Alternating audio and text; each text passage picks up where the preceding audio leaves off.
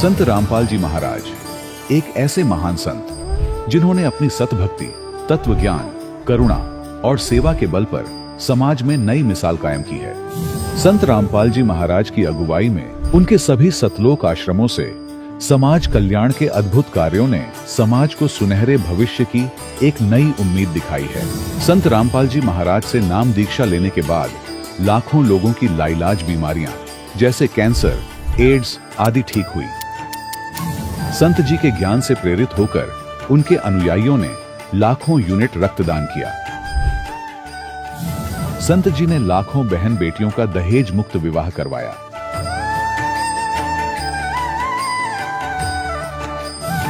संत जी ने लाखों लोगों का नशा छुड़वाया, करोड़ों उजड़े परिवार बसे। संत जी के आश्रमों में समागम के दौरान निःशुल्क नेत्र चिकित्सा, दंत चिकित्सा प्रदान की जाती है। संत रामपाल जी महाराज द्वारा समय समय पर पर्यावरण संरक्षण के उद्देश्य से बड़े स्तर पर वृक्षारोपण किया जाता है। संत जी ने जरूरतमंदों को तत्काल राहत पहुंचाने के लिए एम्बुलेंस सेवा शुरू की। संत जी अपने अनुयायियों को देहदान के लिए प्रेरित करते हैं, जिससे मानवता की सेवा और चिकित्सा क्षेत्र में सुधार हो सके। संत रामपाल जी महाराज के सभी आश्रमों में हर रोज निःशुल्क भंडारा आयोजित किया जाता है, जहां हर वर्ग, हर जाति और हर धर्म के लोग एक साथ बैठकर भोजन करते हैं।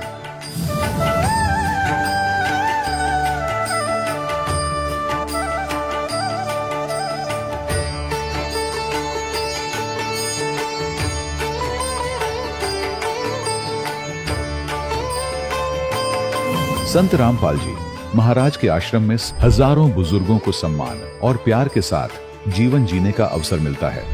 उनके खाने, रहने और स्वास्थ्य की पूरी जिम्मेदारी संत रामपाल जी महाराज उठाते हैं।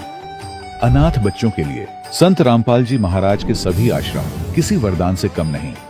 यहाँ उन्हें शिक्षा, संस्कार और भविष्य के लिए बेहतर अवसर प्रदान किए जाते हैं।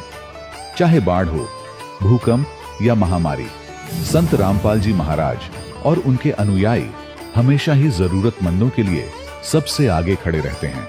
कोविड महामारी के दौरान संत रामपाल जी महाराज के आश्रमों से करोड़ों लोगों के लिए भोजन, दवाइयां और जीवन रक्षक सामग्रियां उपलब्ध कराई गई। चाहे गरीब की मदद हो या किसी शोषित और पीड़ित वर्ग के हक और सम्मान की लड़ाई, संत रामपाल जी महाराज ने हमेशा ही उनकी दबी आवाज को सरकारों तक पहुंचाया है और उन्हें उचित न्याय दिलवाने में अहम भूमिका अदा की है।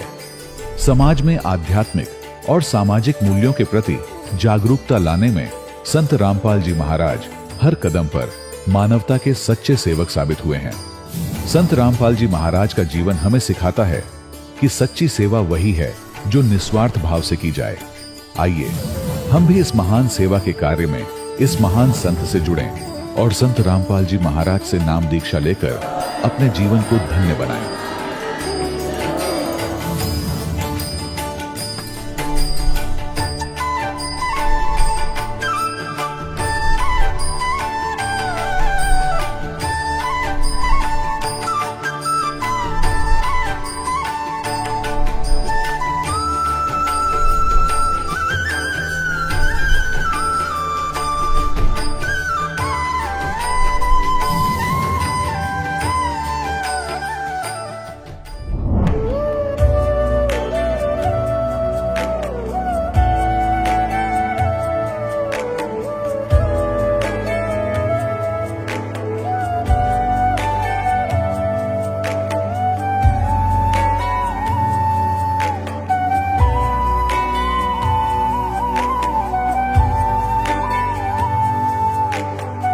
प्रभु राम देव भगवान अल्लाह खुदा ईश आदि नाम एक ही शक्ति के हैं। वो कैसा है, कहां है, कैसे मिलता है, किसने देखा है? ये प्रश्नवाचक चिन्ह पूर्ण रूप से हटाने के लिए अवश्य सुनिए जगत गुरु तत्वदर्शी संत रामपाल जी महाराज के अमृत वचन, सर्व पवित्र धर्मों के पवित्र शास्त्रों के आधार पर। सत साहिब दर्शकों, मनुष्य अपने जीवन में अनेकों प्रकार की पारंपरिक भक्ति साधनाएं करता है, और हर वो रास्ता अपनाता है जो उसके धर्म में बताया जाता है, लेकिन फिर भी अक्सर उसे बीमारियां घेर लेती हैं। ऐसा इसलिए होता है दर्शकों, क्योंकि वह शास्त्र विरुद्ध भक्ति साधना कर रहा होता है। दर्शकों, ऐसी ही कहानी थी बंगाल की रहने वाली लखी माहतो जी की। लखी माहतो जी ने सच्ची भक्ति की खोज में वर्षों तक मंदिरों गुरुद्वारों में माथा टेका और अनेक तीर्थों की यात्रा की तथा अनेकों मंत्रों का जाप किया, लेकिन इसके बावजूद भी इन्हें अपने जीवन में न शारीरिक सुख मिला और न ही मानसिक शांति। लेकिन दर्शकों, आज लखी माहतो जी का कहना है कि जब से मैंने संत रामपाल जी महाराज से नाम उपदेश लिया है, तब से मेरी जिंदगी पूर्ण रूप से बदल गई है। दर्शकों, आखिर लखी माहतो जी ऐसा क्यों कह रही हैं? आखिर लखी माहतो जी संत रामपाल जी महाराज को भगवान क्यों बता रही हैं? आखिर क्यों ये संत रामपाल जी महाराज द्वारा बताई गई भक्ति साधना को शास्त्रानुकूल बता रही हैं? आखिर इसके पीछे की सच्चाई क्या है? सुनते हैं लखी माहतो जी की कहानी उन्हीं की जुबानी। जी नमस्कार। नमस्कार सर। जी क्या नाम है आपका? मेरा नाम लक्की महतो है। लकी जी कहाँ से आए हैं आप? वेस्ट बंगाल, सिलीगुड़ी, दार्जिलिंग डिस्ट्रिक्ट। संत रामपाल जी महाराज से नाम दीक्षा लेने से पहले आप क्या भक्ति साधना करते थे? ऐसे तो जगत की सारी भक्ति करती थी। ब्रह्मा, विष्णु, महेश, दुर्गा, लक्ष्मी, शिव जी, गणेश जी की पूजा करती थी जी। तो फिर आप संत रामपाल जी महाराज जी की शरण में क्यों आए? संत रामपाल जी महाराज जी की शरण में ऐसे आए भगत जी, हमें परमात्मा की तलाश थी। हम भगवान ढूंढ रहे थे, जगत की भक्ति कर रहे थे, लेकिन वो भक्ति करके हमें कोई सुख नहीं मिल रहा था। पारिवारिक इतना स्थिति हमारा डामाडोल था। हमारे भगत जी डिफेंस में हैं, वो जॉब करते हैं, ससुर जी भी डिफेंस में हैं, लेकिन फिर भी हमारी आर्थिक स्थिति इतनी डामाडोल थी।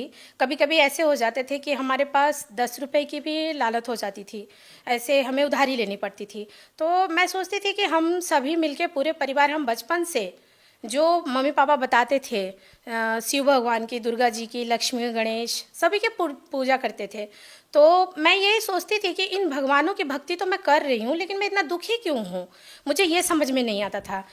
आप देव देवताओं की पूजा करते करते भी काफ़ी परेशान थे, दुखी थे, तो फिर आप संत रामपाल जी महाराज जी की शरण में क्यों गए?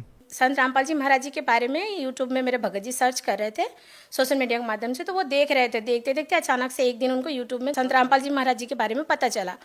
तो संत रामपाल जी के महाराज जी के बारे में पता चलने के बाद उन्होंने धीरे धीरे पता किया, चैनल पे सत्संग सुनने लगे। तो हम सत्संग में इंटरेस्ट हम लोगों को पहले से थी, हम लोग जगत के सत्संग जया कुमारी जी और सब ऐसे बहुत सुनते थे। फिर धीरे धीरे मुझे तो पहले समझ में आया नहीं गुरु जी की वाणी, जो गुरु जी मतलब संत रामपाल जी महाराज जो हरियाणा लैंग्वेज बोलते हैं, वो तो मुझे मेरे पल्ले नहीं पड़ रहा था। तो फिर भी मैंने देखना शुरू किया। देखते देखते फिर जब देखना स्टार्ट किया, जब उसमें इंटरेस्ट आने लगा, तो मैंने देखा संत रामपाल जी महाराज ये भक्ति जो बता रहे हैं, ऐसा भक्ति तो इस पूरे पृथ्वी पे आज तक किसी ने बताया ही नहीं है। इस भक्ति के बारे में तो मैं जैसे कि मैंने कभी सुना ही नहीं है, मेरे मम्मी पापा ने भी, किसी ने भी कभी चर्चा ही नहीं किया, कोई जानता ही नहीं। तो फिर गुरुजी संत रामपाल जी महाराज जी का सत्संग सुना, अच्छा लगा, उनका ज्ञान समझ में आया, और फिर उसके बाद हमने डिसाइड किया कि हमें नाम दीक्षा लेनी है। तो फिर हमने 12 जुलाई 2021 को संत रामपाल जी महाराज से नाम दीक्षा लिया। आपने संत रामपाल जी महाराज जी से नाम दीक्षा लेने से पहले उनके सत्संग सुने, उनका ज्ञान अच्छे से समझा कि ऐसा ज्ञान तो कोई भी संत नहीं बता रहा। तो हम आपसे ये जानना चाहेंगे कि संत रामपाल जी महाराज जी के ज्ञान में आपको ऐसी कौन सी बातें लगी जो बाकी संत महंत नहीं बताते? देखिए, संत रामपाल जी महाराज ये ऐसी भक्ति बताते हैं। सबसे पहला तो शॉकिंग चीज़ ये लगा कि उन्होंने बताया ब्रह्मा, विष्णु, महेश के भी माता पिता होते हैं और उनके भी दादाजी होते हैं। ये तो सबसे पहला क्वेश्चन है जो कभी सुना ही नहीं था, आज तक किसी ने बताया नहीं था। तो संत रामपाल जी महाराज जब सत्संग करते हैं तो वो सत्संग में खुल के पूरे ग्रंथ के साथ, वो पूरे प्रमाण के साथ दिखाते हैं, गीता में कि वेद में, पुराण में, हर चीज़ में दिखाते हैं संत रामपाल जी महाराज। ये इस नंबर के साथ लिखा हुआ है कि देखो उनका भी माता पिता है, दुर्गा उनकी माता है, और हम लोग जो साधना करते हैं वो गलत साधना है। तो सीधी सी बात है, अगर हम पूजा पाठ ही गलत करेंगे तो हमें तो लाभ नहीं मिलेंगे, उसके बदले तो हमारी हानि होगी।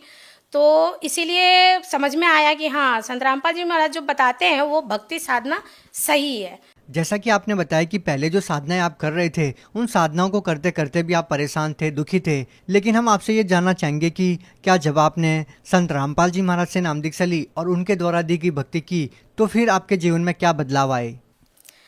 जी सर जी, लाभ तो ऐसे गुरुजी ने बहुत दिए हैं, संत रामपाल जी महाराज ने, जिसमें मैं आपको छोटे छोटे लाभ बताती हूँ गुरुजी के। जैसे कि सबसे पहला लाभ तो ये है कि मैं इससे पहले अपने मतलब गुरुजी से नाम दीक्षा जैसे मैंने 12 जुलाई 2021 को लिया, उससे पहले तो मैं जगत की भक्ति करती थी, ब्रह्मा विष्णु महेश की भक्ति करती थी। लेकिन संत रामपाल जी महाराज से नाम दीक्षा लेने के बाद मुझे पता चला कि असली भक्ति क्या होती है। वो भक्ति लेने के बाद मुझे हार्ट में प्रॉब्लम था, डॉक्टर ने मुझे बता दिया था। मैं कोई भी छोटी से छोटी बात सुनने से मुझे टेंशन हो जाती थी, घबराहट हो जाती थी, और मैं साल भर ऐसे बताऊं कि मैं बहुत ज़्यादा बीमार रहती थी, क्योंकि मुझे 2010 में टीबी हो गई थी, और उसके बाद मेरे 2 सीजर लाइशन वगैरह। तो डॉक्टर मुझे बताते थे कि आप रेस्ट में रहिए। तो मैं सोचती थी कि अब घर में बच्चों का काम भी करना है, अगर रेस्ट में रहूं तो फिर काम कौन करेगा। तो मैं अक्सर बीमारी रहती थी, और बच्चे बोलते थे, तो मेरे बच्चे छोटे छोटे ही उम्र से उन्होंने घर में काम करना स्टार्ट किया। तो लेकिन जब मैंने संत रामपाल जी महाराज से नाम दीक्षा लिया और सच्ची भक्ति शुरू की, तो आज मैं संत रामपाल जी महाराज की दया से शारीरिक मेरी कोई परेशानी नहीं है, कोई बीमारी नहीं है। और दूसरा है मानसिक, मैं घर की मैं बड़ी बहू हूँ। सासू माँ की डेथ हो गई 2018 में। उनकी डेथ हो जाने के बाद मैं मानसिक स्थिति इतना बिगड़ गया मेरा कि मैं सर जी धीरे धीरे डिप्रेशन की शिकार होती जा रही थी।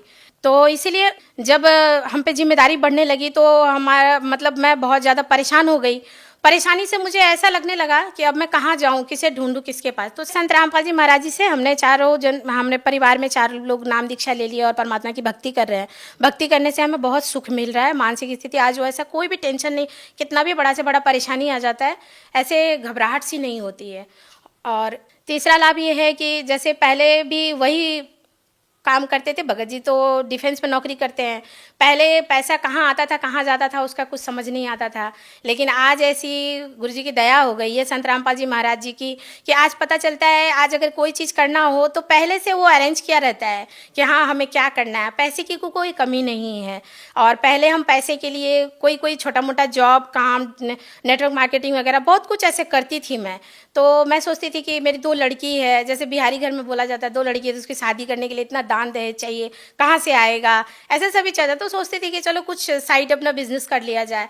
तो लेकिन अब धीरे धीरे करके ऐसे पता चल गया कि नहीं, आज संत रामपाल जी महाराज जी से नाम दीक्षा लेने के बाद मुझे ये सबसे बड़ा एक सुख मिला है कि मुझे वो सब किसी चीज़ की टेंशन ही नहीं होती है। आज तो मतलब ऐसा लगता है कि कुछ नहीं है, बस अपना खाओ पियो आराम से और परमात्मा की भक्ति करो। और सर जी मैं एक आपको बताना चाहती हूँ, जैसे मैंने संत रामपाल जी महाराज जी से नाम दीक्षा लिया तो मुझे कुछ मर्यादा बताई गई थी, उस मर्यादा को मैंने खंडन किया तो मेरा नामखंड हो गया था। नामखंड होने के बाद मेरे ऊपर भूत प्रेत की बाधा आ गई और मैं शरीर से इतना लाचार हो गई कि मैं डॉक्टर भी दिखाई, डॉक्टर ने मुझे टेस्ट भी किया, बोला आपकी कोई बीमारी नहीं है लेकिन आप रेस्ट में रहना। और मेरा तबीयत इतना ज़्यादा खराब हो गया था कि मैं बिस्तर से उठ के पानी तक नहीं पी पा रही थी। फिर अचानक संत रामपाल जी महाराज मेरे सिरहाने में आए, आके उन्होंने मुझे बोला, बेटा भक्ति करो, आप यहाँ से चले जाओ और अपना भक्ति करो। परमात्मा संत रामपाल जी महाराज जी ने मुझे दर्शन दे के ये बात बताया। मैंने सुबह उठा और अपने भगत जी को बोला, भगत जी हमें यहाँ से चलना चाहिए, गुरु जी का आदेश है। और जैसे ही मैं अपने घर, जहाँ मैं सिलीगुड़ी बागडोगरा में रहती हूँ, वहाँ जब मैं आई और अपने रूम में जैसे ही मैं खड़ी हुई, मुझे लगा कि मेरे शरीर में कोई बीमारी ही नहीं है। इस तरीके से वो डॉक्टर्स की दवा आज तक रखी हुई है लेकिन मुझे वो खाने की ज़रूरत नहीं पड़ी। तो संत रामपाल जी महाराज जी से नाम दीक्षा लेने के बाद आज बहुत सुख है। जो सुख मुझे दिया है वो सुख मैं जगत की भक्ति करके कभी नहीं मिल पाता मुझे। देखिए, आप भी एक महिला हैं और आपने बताया कि आपकी 2 बेटियां हैं, और संत रामपाल जी महाराज के बारे में ये कहा जाता है कि वो अपने अनुयायियों को बहुत ही सिंपल और साधारण तरीके से विवाह करने के लिए बोलते हैं और वो दहेज लेने के लिए बिल्कुल मना करते हैं। क्या ये बात वाकई में सच है? संत रामपाल जी महाराज जी का समाज सुधार में बहुत बड़ा योगदान है। जैसे कि देखिए, आज संत रामपाल जी महाराज जी ने जो मिशन चलाया है नशा मुक्ति के, जैसे कि आज दारू, शराब, मांस, आज देखिए बहुत सारे घर में ऐसी ऐसी माताएं बहनें हैं जो बहुत दुखी हैं, जिनके हस्बैंड आज शराब पी के आते हैं, उनको मारते हैं, पीटते हैं, बच्चों को घर से निकाल देते हैं, और जिनके 2-2, 4-4 लड़कियां हैं, आज वो लोग बहुत दुखी हैं कि इनकी शादी में हमें इतना दान दहेज देना होता है। जैसे कि मैं इवन मेरे हस्बैंड जॉब करते हैं लेकिन फिर भी मैं बहुत दुखी थी, क्योंकि मेरे हस्बैंड हमेशा ये कल्चर करते थे कि लड़कियों की शादी कैसी होगी, नौकरी तो कर लिया लेकिन कुछ रखा नहीं। तो मैं खुद बहुत दुखी थी। तो संत रामपाल जी महाराज जी ने जो मिशन चलाया है, हमारी पूरी चिंता खत्म कर दी गुरुजी ने, कि हमें बस लड़कियों को अच्छी तरीके से पढ़ाना लिखाना है और उनको अपने काबिल बनाना है। और जैसे ये दहेज प्रथा जो है, तो संत रामपाल जी महाराज जी ने जो ये मिशन चलाया है, ये मिशन कोई छोटा मोटा मिशन नहीं है, बहुत बड़ा मिशन है।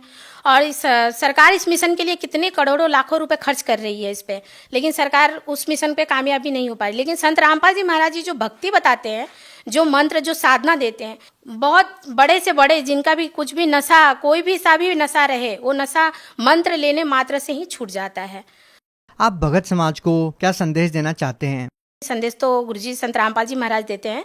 मैं बस हाथ जोड़ के उनसे यही विनती करती हूँ, जगत के सभी हमारे भाई बहन हैं, तो आप सभी अपना समय व्यर्थ ना करें और संत रामपाल जी महाराज जी से नाम दीक्षा लेके सद्भक्ति करें और अपना मानव जीवन कल्याण करें।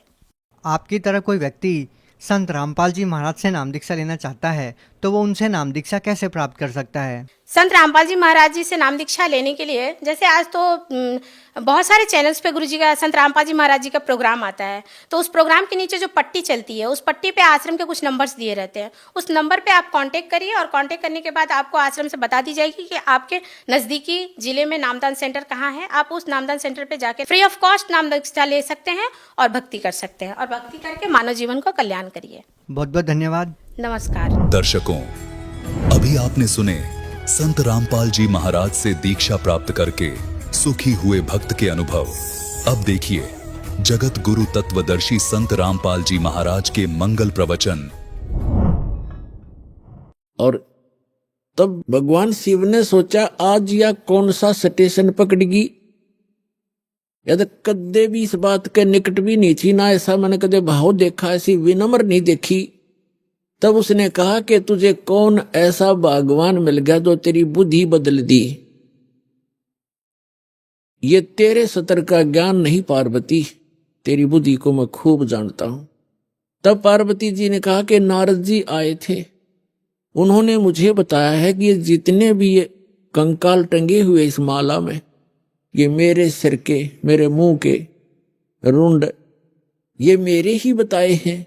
मैं 107 बार मर चुकी हूं और आपको ही पति बनाया है मैंने।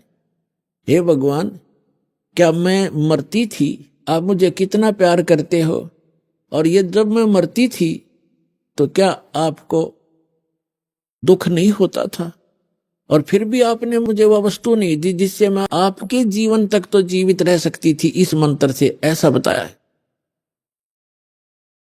तब भगवान शिव ने कहा कि सचमुच ये सब सिर तेरे ही हैं और गिनती के लिए रखे हुए हैं ताकि तेरी बुद्धि ठिकाना आ जा, इसलिए रखे।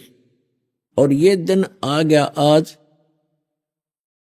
तो भगवान शिव ने कहा कि आज तक मैं तेरी मृत्यु के उपरांत मैं कितना दुखी हुआ करता, वो तो मेरा मन जाने।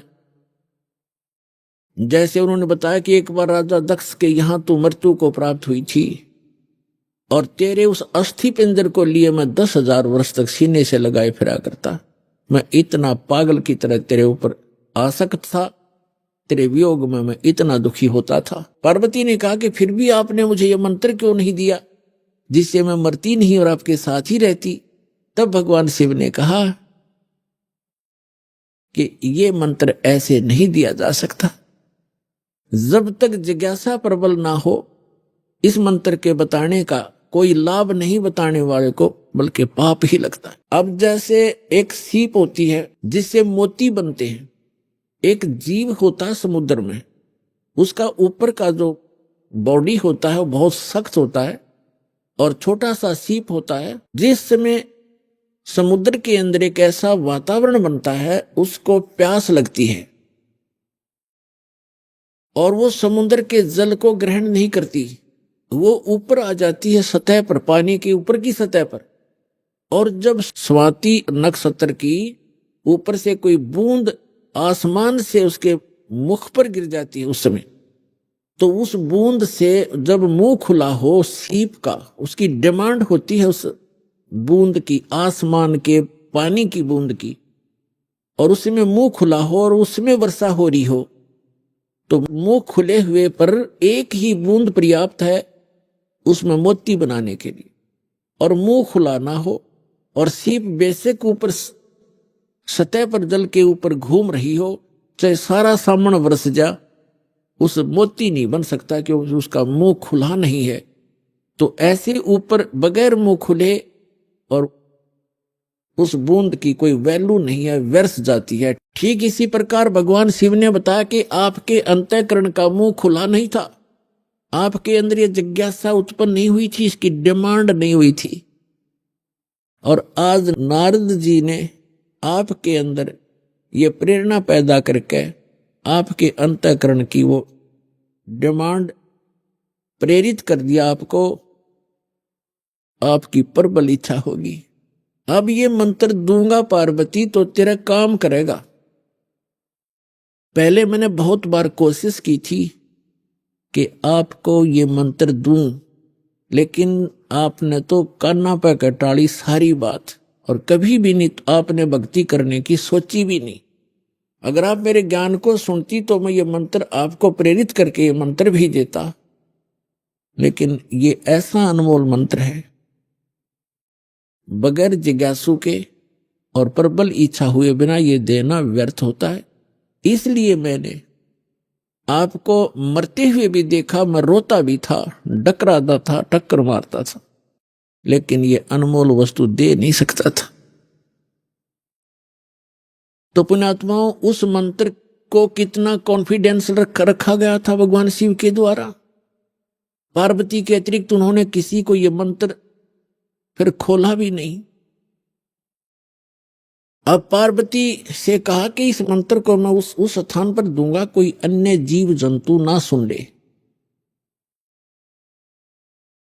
तो वो कहां ले गए उनको? वहां ले गई जहां आज अमरनाथ नाम से स्थान प्रसिद्ध है। वहां उस स्थान पर एक सूखा वृक्ष था, सूखा वृक्ष खड़ा था, उसके पत्ते नहीं थे, टहनी अवश्य खड़ी थी, पत्तों रहित सूखी। और उसकी एक खोगड़ माने वृक्ष के अंदर एक उसके तने में एक सुराख बन जाता अपने आप ही कुदरत, और उसमें एक मादा तोते ने अंडे दे रखे थे, उत्पन्न कर रखे थे, एक तोते के अंडे थे उसमें। तो भगवान शिव ने देखा कि आसपास, क्योंकि अगर कोई हरे वृक्ष के नीचे बैठते हैं तो कोई ना कोई पक्षी भी आकर बैठ सकता था, दिखाई नहीं देता, इसलिए ऐसे सूखे वृक्ष के नीचे बैठे जाकर कि कोई पक्षी भी निकट आवेगा तो पता लग जाएगा। तो उससे पहले भगवान शिव ने अपने दोनों हाथों को ऐसे जोर से बजाया 3 बार, और इतना भयंकर नाद हुआ, आसपास के पक्षी और पशु सैकड़ों किलोमीटर दूर उड़कर चले गए, इतने भयभीत हो गए। और जो अंडे थे वो भी बच्चे बनकर उड़ गए। एक अंडा वो खराब था, डिफेक्टिव था, वो वहां रह गया। अब पुण्यात्माओं देखना, ये है कंप्लीट स्पिरिचुअल नॉलेज, ये संपूर्ण अध्यात्म ज्ञान है। अब आप देखते हो जैसे अस्थि उठाते हैं, अस्थि फूल उठाते हैं, जो हार्ड जीव के, मनुष्य के, स्त्री या पुरुष के जला दिए जाते हैं, शरीर को अंतिम संस्कार कर दिया जाता है शरीर का, उसके बाद उसके कुछ कण हड्डियों के बच जाते हैं, उनको फूल बोलते हैं, अस्थि बोलते हैं। उनको वहां से उठाया जाता है उस राख से, और कहाँ डाल के आते हैं? गंगा में, दरिया में। क्यों डालते हैं? ये तो एक बहकाने वाली बात है कि वहां गति करवाने जाते हैं। मरने के बाद जीव चला गया जहां जाना था, उन हड्डियों के कहीं फेंकने से, दरिया में डालने से गति होती है। उसका मूल उद्देश्य ये है कि जैसे हम जिस बॉडी में रहे हैं, ये शरीर हमने सबसे प्रिय है। इंसान कोई रोगी हो जाता है, रोग भयंकर होता है, उसमें बहुत इलाज करवाना पड़ता है, तो अपने मकान और जमीन को भी बेचकर इस शरीर को सुरक्षित रखना चाहता है। ये कितना प्रिय होता है। और इसको छोड़कर जब ये प्राणी जाता है, पहले ये ऊपर ले जाया जाता है, वहां तपस्शिला पर इसको भूना जाता है, इसके अंदर से गंध निकालकर फिर इस जीव को फेंक दिया जाता है। ये आकाश मार्ग से आकर धर्मराज के दरबार में पंक्ति में खड़ा हो जाता है। इस प्रोसेस में इसको 10-12 दिन लग जाते हैं। इसलिए 13वें दिन ये वापस आ जाता है, जहां इसने गधा बनना है, कुत्ता बनना है, सूर बनना है या भूत बनना है, उस लाइन में फिर लग जाता है। तो ये प्रेत बन जाते हैं अधिकतर। भूत पूज कर भूत बनेंगे, तो हम सब भूतों की पूजा ही करते थे। तो प्रेत बनकर आता है कहां? अपने घर में। घर से फिर अपने शरीर को खोजता है, मेरा शरीर कहां, उसमें प्रवेश करूं। फिर वो वहां से चलता चलता जाता है, क्योंकि एक फिल्म सी बनी होती है, वो फिर वहां जाता है जहां उसका अंतिम संस्कार किया होता है। तो वहां अगर वो अस्थि नहीं उठाई जाती है तो वो जीव उन अस्थियों को चिपक जाता, मेरी है, ये मेरी है, उनका चिपका रहता वहां पर। और जिन गुरुओं को ज्ञान तो था नहीं, उन्होंने सोचा कि ये अस्थि अगर यहां से उठा कर और कहीं फेंक आवे, दरिया में डाल दें, तो ये उस प्रेत का हाथ ना लगे, वो यहां चिपक कर ना बैठे इन शमशान घाट में, या गांव में ना रहे, कहीं और चला जा। इसलिए उसको उठाकर उनकी अस्थियों को जल प्रवाह कर देते हैं। वहां डालने के बाद फिर इसको पता ही नहीं लगता वो कहां गई। इनका ये उद्देश्य होता है कि वो वहां से जगह छोड़ जावे, उनकी खोज में उड़ा गंगा किनारे धक्के खाता रहे। तो पुणात्माओं, ये अस्थि उठाने की ये प्रक्रिया यहां से चली है। और इसे उठाओ या ना उठाओ, ये कोई फायदा नहीं, उसमें कोई लाभ या हानि नहीं है उस जीव को जो चला गया शरीर को छोड़कर बाद की क्रियाओं से। अब ऐसे ही जैसे आपको बहुत बार बताया है कि इस प्राणी को मानव शरीर 2 प्रकार से प्राप्त होता है। एक तो 84 लाख योनियों को भोग गए, एक टर्न वाइज एक मानव शरीर कंपलसरी प्राप्त होता है। और दूसरे प्रकार का वो होता है जो शुभ संस्कारों से लगातार भी कई मनुष्य जीवन आपके पूर्व जन्म के पुण्य संस्कारों से हो जाते हैं। तो एक सुखदेव नाम के ऋषि हुए, फिर वो बाद में उनकी आत्मा 84 लाख योनियों को भोगती भोगती, और तोते का संस्कार था उसका। अब तोते में उसका इतना ही संस्कार था कि उसके निमित्त था वो अंडा। जैसे गर्भ में ही कई बच्चे मर जाते हैं, तो उनका उतना ही संस्कार होता है उस मनुष्य जीवन का, तो वो पूरा कर लिया उसने। एक मनुष्य जीवन गर्भ में मर जाना, बाहर आते ही मर जाना, इस तरह। अब उसका संस्कार था इतना ही कि उस अंडे में उसकी आत्मा आई और अंडा गंदा हो गया। अब उसके बाद भी वो उसका चिपका रहा कि मेरा है, वो आत्मा वही रही। और बाकी अंडे जो स्वस्थ थे, भगवान शिव की अपनी जो धारणा से कि आसपास कोई अंडा हो वो भी स्वस्थ हो जाए, तो वो उस ताड़ी बजाने से अंडे बच्चे बनकर और पक्षी बनकर उड़ गए। अब वो संस्कार था उसका ऐसा ही निर्धारित था कि वहां भगवान शिव कथा सुनावेगा पार्वती को, क्योंकि कोई भी उपदेश दिया जाता है पहले सत्संग किया जाता है।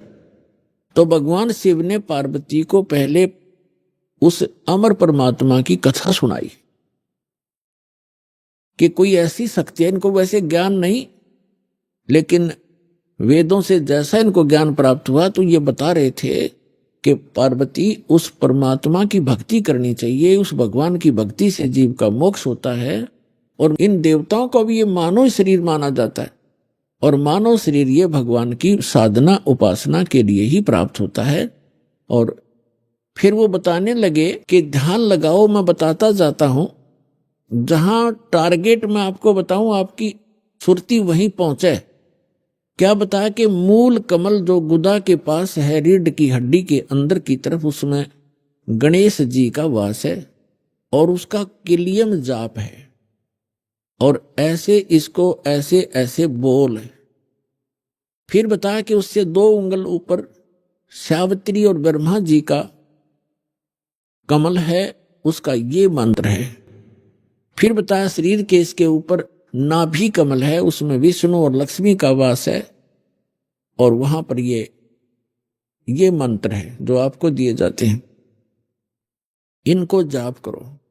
उसके बाद फिर हृदय कमल है, उसमें महादेव और पार्वती का स्थान है। अपनात्माओं, ये लीला आपको बहुत देर से समझ में होगा। ये ज्ञान आपको पहले भी बताया है कि ये काल क्या लीला करता है। ये एक ब्रह्मांड के सर्वोपरि शिखर में, चोटी में, वहां 3 स्थान बनाकर रहता है और वहां 3 ही रूप धारण कर लेता है और वहां इस दुर्गा के ये 3 ही रूप बनाकर अपने साथ रखता है। जैसे एक रजोगुण प्रधान क्षेत्र है, उसमें स्वयं ये चतुर्मुखी रूप धारण करके और लक्ष्मी को सावित्री रूप बनाकर अपने साथ रखता है। एक सतोगुण प्रधान क्षेत्र है, उसमें ये स्वयं विष्णु रूप धारण कर लेता है और दुर्गा को लक्ष्मी रूप में रखता है। और तीसरा वहां पर एक तमोगुण प्रधान क्षेत्र है, उसमें ये स्वयं अपना शिव रूप धारण करके, जैसा शिव आप देखते हो, और उसके 5 मुख हैं, उस शिव के भी 5 मुख हैं। वहां पर जब ये बनाता है वो 2-1 भी रख लेता है, ऐसा इसकी लीला है। तो 1000 तक ये मुख बना सकता है ये काल। तो वहां ये शिव रूप में रहता है और दुर्गा को पार्वती रूप में रखता है। तो जो हमारे कमलों के अंदर जो हमने जो दिखाई देंगे देवता, वो वही उसी का रिफ्लेक्शन दिखता है। और वहां के इन स्थानों के इंचार्ज ये इनके पुत्र होते हैं, जहां इनके कार्यालय हैं। जैसे शिवपुरी है, विष्णुपुरी है, ब्रह्मापुरी है, ये अलग है और वहां पर रिफ्लेक्शन उसका ही आता है। और वहां जो जीव इस मंत्र का की साधना करते हैं, उनकी साधना का अकाउंट ये इसके पुत्र रखते हैं। जैसे हम ब्रह्मा जी और सावित्री का जाप करते हैं तो वो अकाउंट इनके पास जाएगा, अकाउंट यही रखेंगे ये ब्रह्मा विष्णु महेश ही अलग से। तो पुण्यात्माओं, ये PhD का मार्ग है, धीरे धीरे आपको समझ में आएगा। तो यहाँ शिव बता रहा है कि हृदय कमल में शिव और पार्वती का स्थान है, इसके ऐसे 12 पंखुड़ियां हैं, इसका ये मंत्र है। फिर कंठ कमल में देख, ये दुर्गा का स्थान है और इसमें इतने कमल हैं, 16 कमल, 16 पंखुड़ी हैं और इसका ये मंत्र है। तो ऐसे जब वो जाप करती हुई जा रही थी, फिर कहा कि त्रिकुटी की तरफ चलो पार्वती। अब जो ही वो ऊपर को उठी, यहां से समाधिस्थ हो गई वो, क्योंकि पुण्यात्माएं जो होती हैं उनका शरीर एक बहुत कोमल होता है, उनमें इतने विकार नहीं होते जैसे हम कलयुग में आ गए। सतयुग में क्या था? सतयुग में प्रत्येक व्यक्ति कोई भी था, जन साधारण भी और ब्राह्मण गुरु भी, उनकी समाधि तुरंत लग जाया करती थी, क्योंकि शरीर इतना पिछले पुण्य संस्कारों से इतना कोमल होता था, इतना स्वच्छ होता था, आसानी से समाधि लग जाती थी। तो ऐसी वो शरीर था पार्वती का, तो स्वयं उनका एकदम समाधि लग गई। वो अंदर सुरती उसकी कमलों में चली गई और उन कमलों में घुसकर वो नजारा देखने लगी। अब जैसे पुण्यात्माओं, आप सिनेमा देखने जाते थे पहले, अब तो नहीं देखेंगे हम, पहले सिनेमा देखने जाते थे 3 घंटे, 3 घंटा का न्यू पता नहीं चला था किस में गए, क्योंकि कभी कुछ देख रहे हैं, कभी कुछ देख रहे हैं, कभी कुछ देख रहे हैं। 1 सेकंड में वो है पावा था, खत्म होगी भाई। और बस स्टैंड पे बस की इंतजार कर ले, 10 मिनट में 20 बार उठेगा, 10 बार बैठेगा, आई किसी आई। तो इस तरह हम जो समाधिस्थ ऋषि होते थे, इनकी काल रोल मारा करता, इन्हें मूर्ख बनाया करता। जैसे किसी भी एक कमल में ये प्रवेश कर गए, एक कमल जैसे टीवी चैनल में कोई चैनल ऑन कर लिया और उसमें जो भी नज़ारे हैं वो यहाँ से बिल्कुल हटकर हैं और वो ऐसे दृश्य हैं यो मन देखता देखता दंग रह जाता है, इसको पता नहीं चलता कितना समय बीत गया। तो इस प्रकार वो काफी समय तक ये नज़ारे देखा करते, मोक्ष नहीं हुआ इनका। तो जो दास आपको कंसेप्ट क्लियर करने जा रहा है, इस प्रकार पार्वती का कोई चैनल ऑन हो गया और उस चैनल में वह घुस गई, लागी सिनेमा देखने। अब जब सुरती चली जाती है दूर तो आभास शरीर को नहीं होता। जैसे हमने कई बार देखा कि बातें कर रहे होते हैं बस स्टैंड पर, और कुछ जो हमें नहीं जरूरत जिन व्हीकलों की, जैसे हम इंतजार कर रहे हैं बस की, अरे कोई ट्रक आ गया और उसके हमारे पास से गुजर गया हॉर्न देता हुआ, हमें पता भी नहीं वो हॉर्न कब देकर बजा के चला गया। हम इतने उन बातों में मगन हो गए, इतनी सुरती हमारी वहां से हट गई। तो ऐसे पार्वती की सुरती हट गई और शिव जी बता रहे थे कि ऊपर देखो मूल कमल में आपको ऐसे दिखाई देगा, हृदय कमल में ऐसे दिखेगा। तो पार्वती की समाधि लगी, किसी कमल में पहुंच गई, वह घुस गई उसमें, वह सैर सपट्टे कर रही। उधर से वो गंदा अंडा जो था तोते का वो स्वस्थ हो गया भगवान की चर्चा सुन के। और एक महापुरुष के मुख से वो जल्दी असर करती है। तो उसी समय वो स्वस्थ होकर अंडे से बाहर निकलकर बच्चा भी बन गया तोते का। और वो तोता फिर भगवान शिव बता रहे हैं कि ये मंत्र जाप करो, इसको ऐसे ऐसे जाप करो, किलियम जपो गौरा, सुन मंडल में पहुंचे बोरा। इस पर काफी लंबा प्रकरण है, फिर बताएंगे। और ऐसे हरियम हरियम जपो, तो सारा बता रहा था। पहले तो पार्वती कह रही थी हाँ ऐसा ऐसा है, हाँ जी। तो फिर तोता लग गया कहने हाँ जी। अब पार्वती तो समाधिस्थ, भगवान शिव ने अला के देखा हुआ तो समाधिस्थ हो रही है, और हाँ जी की आवाज कहां से आ रही है। तो जब उसने देखा कि अवश्य यहाँ कोई व्यक्ति है, इधर उधर देखा तो तोते ने सोचा है भी शिव जी पकड़ेगा, तेरी टिटवी दाबेगा। अब वो उड़ लिया, तोता वहां से उड़ लिया फर्र दही करके।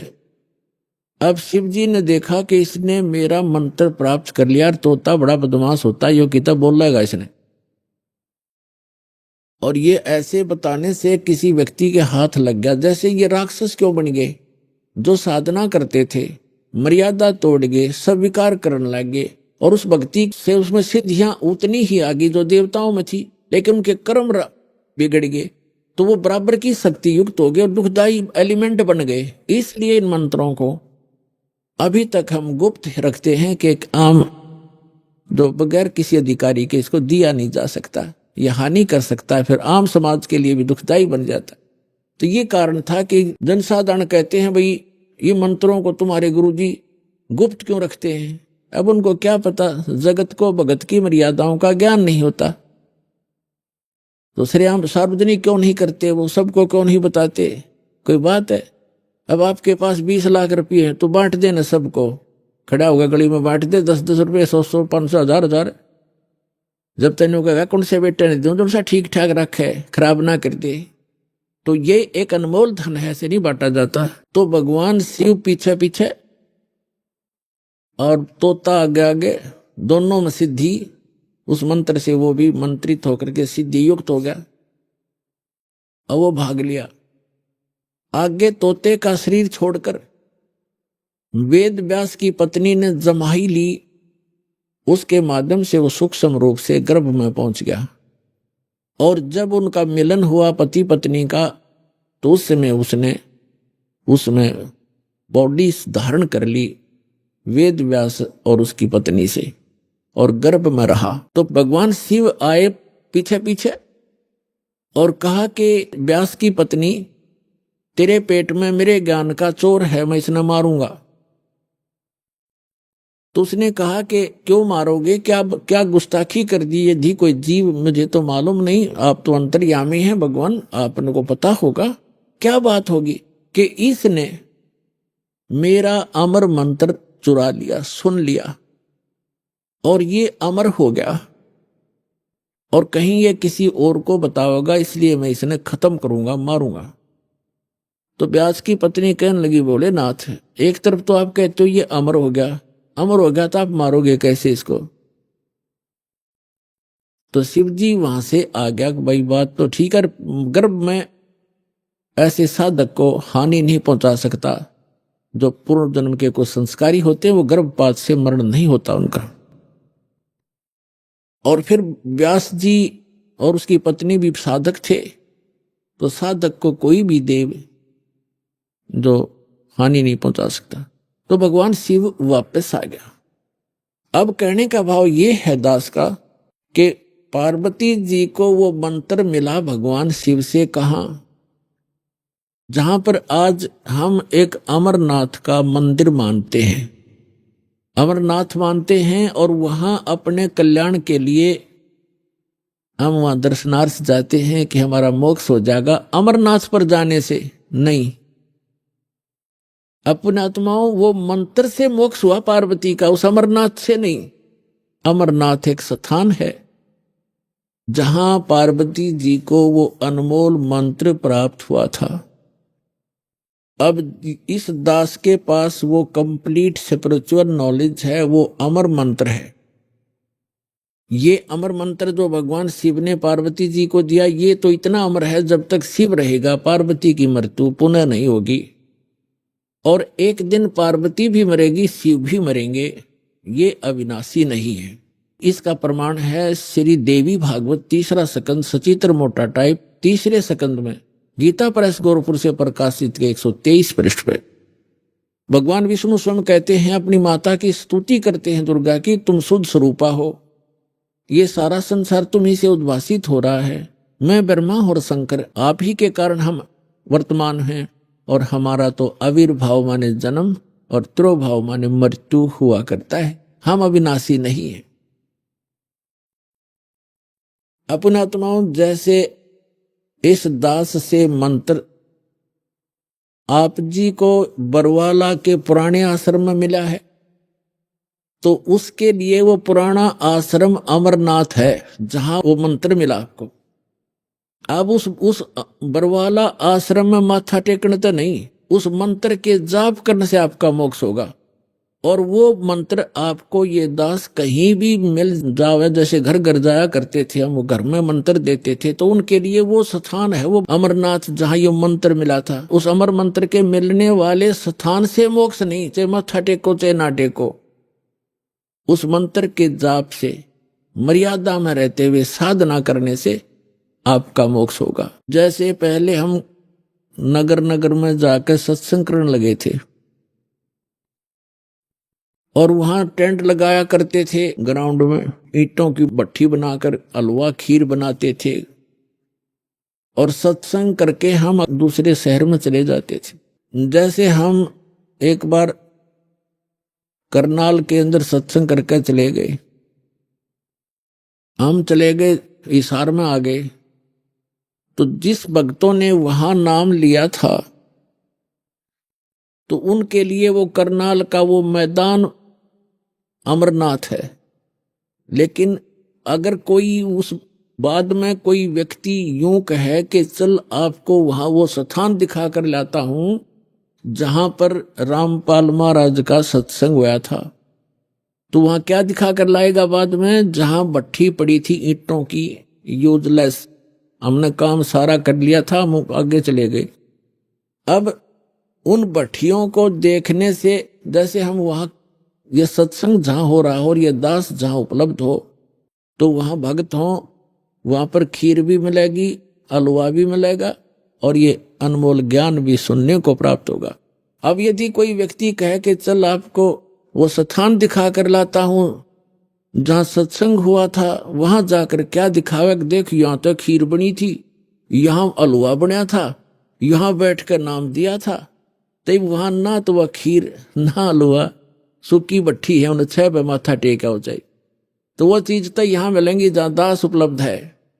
अब ये बरवाला के अंदर है वो भट्ठी, वो खीर भी, हलवा भी, और अनमोल मंत्र और ज्ञान भी।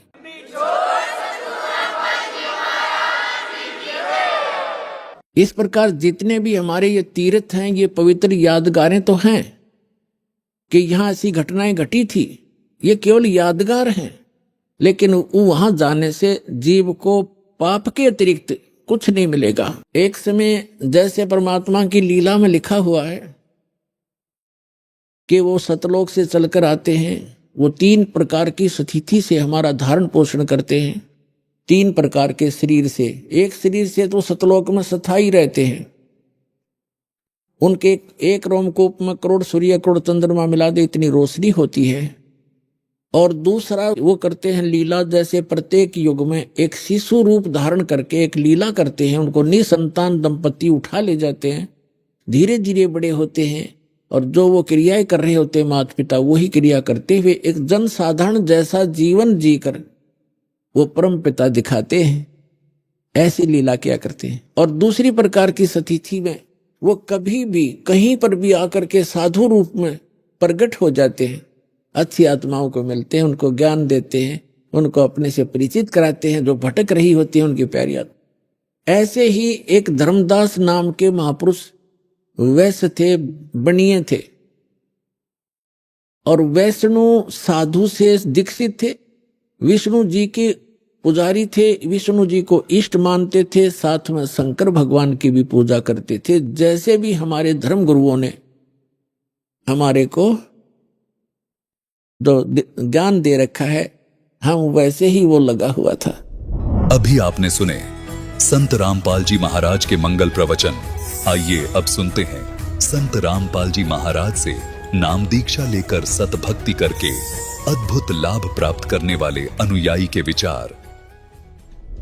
दर्शकों, मनुष्य जीवन भर सुख और शांति की तलाश में परंपरागत भक्ति साधनाओं को करता है, लेकिन जब उसे सुख और शांति नहीं मिलती है तो वह मानसिक तनाव का शिकार हो जाता है। दर्शकों, ऐसी ही कहानी थी मध्य प्रदेश के रहने वाले सुंदर लाल राठौर जी की, जिन्होंने बचपन से ही हिंदू धर्म में प्रचलित सभी प्रकार की भक्ति साधनाएं की, लेकिन इसके बावजूद भी इन्हें प्रेत बाधा और बीमारियों ने घेर लिया था। जब हिंदू धर्म में की जाने वाली पारंपरिक साधनाओं से कुछ राहत मिलती नजर न आई तो इन्होंने राधा स्वामी पंथ का भी दरवाजा खटखटाया, लेकिन अफसोस वहां से भी इन्हें निराशा ही मिली। लेकिन दर्शकों, आज सुंदर लाल जी का कहना है कि जब से मैंने संत रामपाल जी महाराज से नाम दीक्षा ली है, तब से मेरे व मेरे परिवार की रूपरेखा ही बदल गई है। वास्तव में अब मुझे ज्ञान हुआ है कि इस दुनिया में सच्चा सद्गुरु कौन है।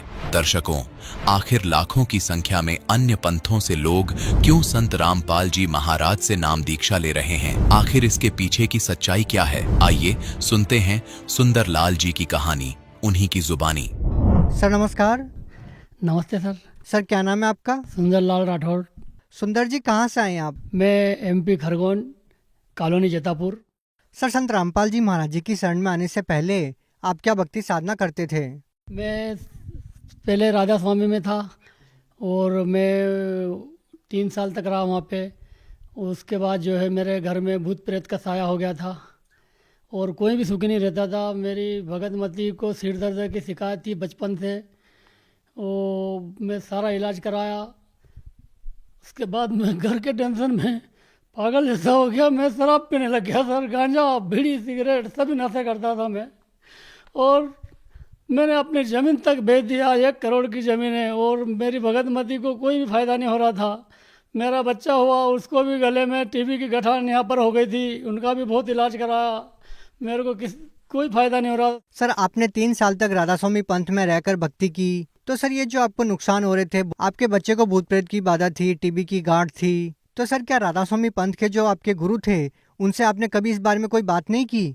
हाँ, राधा स्वामी वाले संत से बात की। उनने कहा बेटा ठीक हो जाओगे, भक्ति करते रहो। मेरे को 3 साल हो गए, पूरे परिवार में दुखों का पहाड़ पड़ा हुआ था और बढ़ता ही जा रहा था। भूत प्रेत का साया मेरे घर में था। भूत प्रेत आपको किस प्रकार से परेशान कर रहे थे? भूत प्रेत जैसे मेरे को रात में उठा उठा के ले जाते थे और घर वाले फिर मेरे को लेके आते थे। मेरे को यही नहीं मालूम कौन ले गया, और वहाँ बढ़ के नीचे जाके और मेरे को मारते थे और मेरे को जो है दुखी करते थे कि तू हमारे साथ चल। भूत ऐसा बोलता था। मैंने कहा कि मैं तुम्हारे साथ नहीं जाऊंगा, मेरे बच्चे उनको कौन पालेगा। तो और मैंने राधा स्वामी वाले गुरुजी को बताया, उन्होंने कहा कि बेटा ठीक हो जाओगे, कोई नया पैसे का फ़ायदा नहीं हुआ। सर, हम आपसे ये जानना चाहेंगे कि जब आप पहले राधा स्वामी पंथ से जुड़े हुए थे, वहाँ से आपको कोई विशेष लाभ नहीं मिला, तो आप संत रामपाल जी महाराज जी की शरण में कैसे गए? मेरे बच्चे को संत रामपाल जी महाराज का एक शिष्य मिला। उन्होंने कहा कि भाई विजय, आपके पिताजी बहुत शराब पी रहे हैं, आपका खेती बेच दिया, तो दुखी रहते हो, तो तुम एक हमारी मान लो, एक ज्ञान गंगा पुस्तक आप SMS करके बुला लो। मैं आपको जो है ये नंबर देता हूँ, ये पुस्तक आप बुलाओ, आपके पापा को जो है पढ़वाओ। तो हमारे बच्चे ने SMS करा, ज्ञान गंगा पुस्तक बोले। वो ज्ञान गंगा पुस्तक मैंने सर पढ़ी और मेरे को तो मैंने देखा कि ये तो बहुत बड़ी शक्ति है, और उसमें जैसे भगवान का बताया हुआ है। मैंने भगवान को पहचाना कि कबीर साहब पूर्ण ब्रह्म है, संत रामपाल जी महाराज जो है शास्त्र अनुसार भक्ति बता रहा है, इसमें सारा लिखा हुआ है। तो मेरे को ज्ञान हो गया। मैंने सृष्टि रचना पढ़ी, पृष्ठ 20 से 65 तक सृष्टि रचना पढ़ी मैंने। मेरे को ज्ञान हुआ कि भगवान कौन है, कैसा है। ये भगवानों की मैं पूजा करता था, इनसे कोई लाभ नहीं होता था। सुबह 5 बजे उठ के हनुमान जी के मंदिर में जाता था, नारियल फोड़ता था। उल्टा मेरे को परेशानियाँ बढ़ती गई, मगर फ़ायदा नहीं हुआ। सर, जैसा कि आपने बताया कि संत रामपाल जी महाराज जी की ज्ञान गंगा पुस्तक को पढ़ने के बाद आपको बहुत सारा ज्ञान हुआ, तो सर क्या राधा स्वामी पंथ में आपको इस तरह का ज्ञान नहीं बताया गया?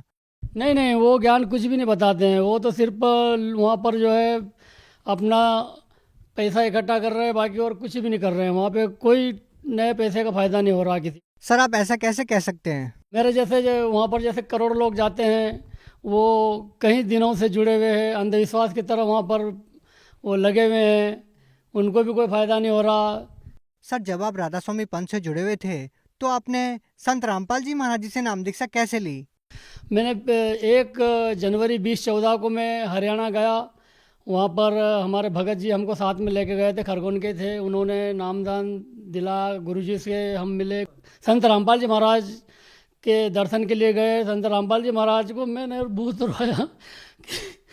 संत रामपाल जी महाराज, मैं बहुत दुखी हूँ। मेरे को भूत प्रेत की बाधा थी, सारी तकलीफें थी, मेरे घर में सभी बीमार थे, मेरी भगत मती को सिर दर्द था। तो संत रामपाल जी महाराज ने जो है कहा कि बेटा ये सब आप ठीक हो जाओगे, ये भक्ति करते रहो, आपको नए पैसे की तकलीफ नहीं आएगी, जाओ बेटा। तो फिर मैं वहाँ से आया और ये मैं भक्ति में लग गया, भक्ति करता रहा। और वहाँ से आने के बाद मैं सारा सुखी हो गया हूँ। आज मेरे घर में सुख और शांति है। सर, आपके जीवन में इतनी सारी कठिनाइयाँ थी, तो क्या संत रामपाल जी महाराज जी से जब आपने नाम दीक्षा ली, उनके द्वारा दी गई भक्ति की, तो क्या कोई लाभ भी मिला आपको? लाभों की तो गिनती नहीं, मैं अगर कहने लगूं तो सुबह से शाम हो जाएगी। सर, सर्वप्रथम मेरे को जो है एक बिच्छू ने काटा था, काला बिच्छू था, वो बहुत चढ़ता है। वो ऐसा चढ़ गया, पूरा पेट सूज गया, दवाखाने में भर्ती हो गया, कोई फ़ायदा नहीं हो रहा था। तो हमारी भगत मती जो है उनने कहा कि संत रामपाल जी महाराज को प्रार्थना लगाओ और उनका नाम लो। तो मैंने संत रामपाल जी महाराज को प्रार्थना लगाई। संत रामपाल जी महाराज वहाँ पर हॉस्पिटल में डॉक्टर के रूप में आए और मेरे को ऐसा हाथ लगाया कि बेटा मत चिंता कर। मैंने उनको पहचान लिया कि संत रामपाल जी महाराज जी खड़े हैं। मैंने कहा परम संत रामपाल जी महाराज, मेरे को बचा लो बचा लो। वो इतना कहा और मैं ठीक हो गया। और संत रामपाल जी वहाँ से चले गए और मैं बिस्तर पर से खड़ा हो गया। और मैंने कहा कि डॉक्टरों से छुट्टी ले लो, अब मेरे को यहाँ नहीं रहना है। तो डॉक्टरों ने कहा कि भाई क्या बात है, ऐसा चमत्कार तो हमने पहली बार देखा है, जो आप इतनी तकलीफ में थे और आप एकदम कैसे हो गए। मैंने कहा ये हमारे संत रामपाल जी महाराज खुद यहाँ पर डॉक्टर के रूप में आए हुए थे और मेरा इलाज करा उन्होंने, और उनने जैसे हाथ लगाया मैं ठीक हो गया। सर, आपके पास जो ये रिपोर्ट है, ये किस बारे में है? ये मेरे को शुगर हो गई थी सर ये, और गोली से भी कोई फ़ायदा नहीं हो रहा था। तो संत रामपाल जी महाराज को प्रार्थना लगाई। प्रार्थना लगाने के बाद से ही मेरे को आराम लगने लग गया। मैंने सारी रिपोर्टें चेक कराई। शुगर की वजह से मेरे को पेशाब में भी इन्फेक्शन हो गया था, ब्लड जाने लग गया था। और डॉक्टर बोले कि भाई अब तेरा इलाज, अजय जैन बोले कि अब तेरा इलाज मेरे से नहीं होगा, आप यहाँ से कहीं भी चले जाओ। मैंने कहा कि मैं तेरे को मरने में अब फ़ायदा है। तो संत रामपाल जी महाराज को जैसे मैंने प्रार्थना लगाई और उनका जो अमृत जल है वो मैंने पिया। और दूसरे दिन डॉक्टर साहब को कहा कि मैंने कहा सर आप मेरी रिपोर्ट चेक करो, मेरे को कुछ तसल्ली मिल रही है। उन्होंने रिपोर्ट चेक करी, सोनोग्राफी कराई, ये सोनोग्राफी है। और मैं उनने कहा कि तो नॉर्मल कैसे हो गए भाई, कौन है क्या है कैसे, आप किन के पास गए थे? मैंने कहा मैं कहीं नहीं गया, मेरे संत रामपाल जी महाराज जो है उनको मैंने प्रार्थना लगाई। और मैं आज देखो ये आप जो कह रहे हैं कि रिपोर्टें सही है, आप भी सही हो गए हो, तो मेरे को कोई भी तकलीफ नहीं है, नए पैसे की भी नहीं। डॉक्टर अजय जैन बोले कि ये तो आपके साथ बहुत बड़ा चमत्कार हुआ, हम धन्यवाद देते हैं सदगुरु रामपाल जी महाराज को, जिन्होंने आपको ठीक कर दिया। मेरे से भी ठीक नहीं हुए और आप उनका नाम लेने से ठीक हो गए, ऐसे क्या उनमें शक्ति है? मैंने कहा कि संत रामपाल जी महाराज बहुत बड़ी शक्ति है। और लाभ, जैसे मेरी बच्ची आज बैंक में सर्विस लग गई है, मेरे लड़के को पटवारी की नौकरी लग गई है, और मेरे घर में सब सुखी है, पूरे परिवार में सुख समृद्धि है, कोई परेशानी नहीं है। इसलिए संत रामपाल जी महाराज की शरण में मैं सभी को मैं कहना चाहता हूँ कि सभी आओ और संत रामपाल जी महाराज से नामदान लो, अपना कल्याण करवाओ। सर, जो लोग आपकी तरह आज भी राधा स्वामी पंथ में जुड़े हुए हैं, उन लोगों को क्या कहना चाहेंगे आप? मैं तो एक प्रार्थना करना चाहता हूँ कि भाई राधा स्वामी वालों, ये संत रामपाल जी महाराज की शरण में आ जाओ। आपका जीवन दान आपको मिलेगा, आपके घर में सुख समृद्धि आएगी, भूत पलित का साया हटेगा। मैं शराब पीता था, शराब छोड़ दी, देखो आज मैं बीड़ी सिगरेट तंबाकू कुछ नहीं खाता पीता हूँ। मैं तो राधा स्वामी वालों को ये संदेश देना चाहता हूँ, प्रार्थना करना चाहता हूँ कि वहाँ पर कोई भी आपको लाभ नहीं मिलेगा। आप जो है अपना मानव जीवन खराब न करें और संत रामपाल जी महाराज के शरण में आ जाएं, यही मेरा प्रार्थना है जी। धन्यवाद। सार सस्ता है। संत रामपाल जी महाराज एक ऐसे महान संत जिन्होंने अपनी सतभक्ति, तत्व ज्ञान, करुणा और सेवा के बल पर समाज में नई मिसाल कायम की है। संत रामपाल जी महाराज की अगुवाई में उनके सभी सतलोक आश्रमों से समाज कल्याण के अद्भुत कार्यों ने समाज को सुनहरे भविष्य की एक नई उम्मीद दिखाई है। संत रामपाल जी महाराज से नाम दीक्षा लेने के बाद लाखों लोगों की लाइलाज बीमारियां जैसे कैंसर, एड्स आदि ठीक हुई। संत जी के ज्ञान से प्रेरित होकर उनके अनुयायियों ने लाखों यूनिट रक्तदान किया। संत जी ने लाखों बहन बेटियों का दहेज मुक्त विवाह करवाया।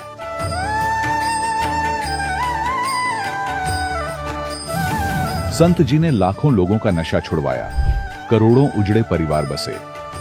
संत जी के आश्रमों में समागम के दौरान निःशुल्क नेत्र चिकित्सा, दंत चिकित्सा प्रदान की जाती है। संत रामपाल जी महाराज द्वारा समय समय पर पर्यावरण संरक्षण के उद्देश्य से बड़े स्तर पर वृक्षारोपण किया जाता है। संत जी ने जरूरतमंदों को तत्काल राहत पहुंचाने के लिए एम्बुलेंस सेवा शुरू की।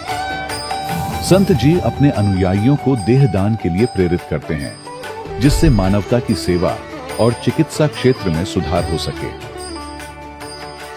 संत रामपाल जी महाराज के सभी आश्रमों में हर रोज निशुल्क भंडारा आयोजित किया जाता है, जहां हर वर्ग, हर जाति और हर धर्म के लोग एक साथ बैठकर भोजन करते हैं।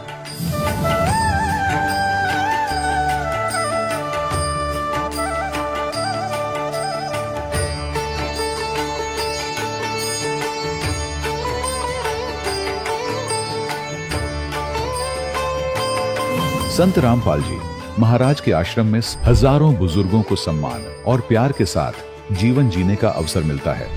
उनके खाने, रहने और स्वास्थ्य की पूरी जिम्मेदारी संत रामपाल जी महाराज उठाते हैं। अनाथ बच्चों के लिए संत रामपाल जी महाराज के सभी आश्रम किसी वरदान से कम नहीं। यहाँ उन्हें शिक्षा, संस्कार और भविष्य के लिए बेहतर अवसर प्रदान किए जाते हैं। चाहे बाढ़ हो, भूकंप या महामारी, संत रामपाल जी महाराज और उनके अनुयायी हमेशा ही जरूरतमंदों के लिए सबसे आगे खड़े रहते हैं। कोविड महामारी के दौरान संत रामपाल जी महाराज के आश्रमों से करोड़ों लोगों के लिए भोजन, दवाइयां और जीवन रक्षक सामग्रियां उपलब्ध कराई गई। चाहे गरीब की मदद हो या किसी शोषित और पीड़ित वर्ग के हक और सम्मान की लड़ाई, संत रामपाल जी महाराज ने हमेशा ही उनकी दबी आवाज को सरकारों तक पहुंचाया है और उन्हें उचित न्याय दिलवाने में अहम भूमिका अदा की है। समाज में आध्यात्मिक और सामाजिक मूल्यों के प्रति जागरूकता लाने में संत रामपाल जी महाराज हर कदम पर मानवता के सच्चे सेवक साबित हुए हैं। संत रामपाल जी महाराज का जीवन हमें सिखाता है कि सच्ची सेवा वही है जो निस्वार्थ भाव से की जाए। आइए हम भी इस महान सेवा के कार्य में इस महान संत से जुड़ें और संत रामपाल जी महाराज से नाम दीक्षा लेकर अपने जीवन को धन्य बनाएं।